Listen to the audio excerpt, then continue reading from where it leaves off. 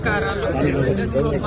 నాతో పాటు సురేఖ ఇద్దరం కలిసి ఇక్కడ మరి మాజీ సీఎం గారు ఆపోజిషన్ లీడర్ గా ప్రతిపక్ష నేతగా ఉన్నటువంటి కేసీఆర్ గారిని కలిసి మరి జనవరి 28 నుంచి 31 వరకు జరిగేటువంటి మన రాష్ట్ర పండుగగా మరి దేశ విదేశాల నుంచి కూడా ఎంతో మంది భక్తులు వచ్చేటువంటి పండుగ, మరి కొంగు బంగారంలా కోరిన కోరికలు తీరుస్తున్నటువంటి సమ్మక్క సారలమ్మ మహాజాతర జరుగుతున్న సందర్భంగా మరి మాజీ ముఖ్యమంత్రి గారు గౌరవ శ్రీ కేసీఆర్ గారిని నేను, మా అక్క సురేఖ అక్క గారు, అదేవిధంగా ఇక్కడ ఆకాంక్ష గారు, మన జిల్లా అధ్యక్షురాలు, మా ములుగు జిల్లా అధ్యక్షుడు డిసిసి పైడాకుల అశోక్ గారు మేమందరం కలిసి రావడం జరిగింది.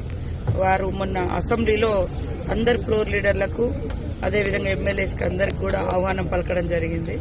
కాబట్టి ఆ రోజు మరి మేము కేసీఆర్ గారు టైం అడగడంతో ఈరోజు వారు మాకు టైం ఇచ్చారు. ఆ టైం ప్రకారం ఇలాంటి రాజకీయ సంబంధాలు కాదు, ఇది ఒక ట్రెడిషన్, ఒక సాంప్రదాయబద్ధంగా నిర్వహించుకునేటువంటి జాతర.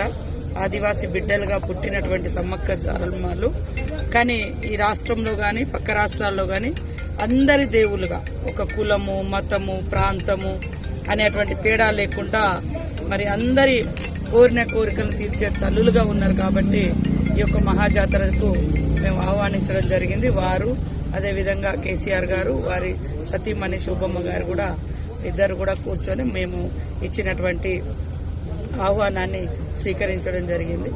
అదేవిధంగా పట్టు వస్త్రాలను కూడా మేము దేవుని తరఫున వారికి అందించడం జరిగింది. వారు కూడా సంతోషంగా స్వీకరించి రిటర్న్ మాకు కూడా ఇద్దరికి చీరలు పెట్టడం జరిగింది. సంతోషం.